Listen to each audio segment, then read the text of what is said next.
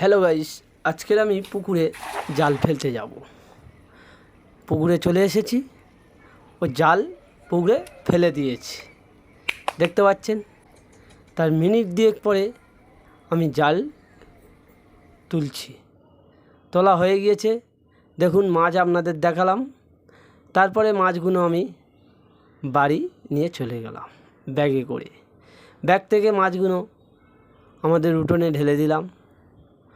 মাছগুলো উঠোনে ঢালার সাথে সাথে তারা লাফালাফি শুরু করে দিল। কি কি মাছ আছে আপনাদের আমি এবার বলবো। রুই মাছ আছে, পাঙাশ মাছ আছে, একটি বড় পোনা মাছ আছে, আর একটা ছোটো মতো শোল মাছ আছে। দেখতে পাচ্ছেন আপনারা মাছগুলো, যেসব চারটে মাছের নাম বললাম সবকটা মাছ ধরেছি। তারপরে সাইডে দেখি একটি মুরগি পড়ে আছে। আমি বাড়ির লোককে জিজ্ঞাসা করলাম, মোরগটা এখানে পড়ে আছে কেন? বাড়ির লোক মানে অঙ্কুশের মা বলল, অঙ্কুশের মোরগটা কামড়াচ্ছিল বলে অঙ্কুশ ওটাকে মেরে ফেলে দিয়েছে। আমি কি দিয়ে? বলে, দেখতে পাচ্ছেন অঙ্কুশের হাতে একটা বাদাম আছে, ওই বাদাম দিয়ে অঙ্কুশ ওই মোরগটাকে মেরে দিয়েছে। মেরে এখন বাদামটা নিয়ে অঙ্কুশ ঘুরছে।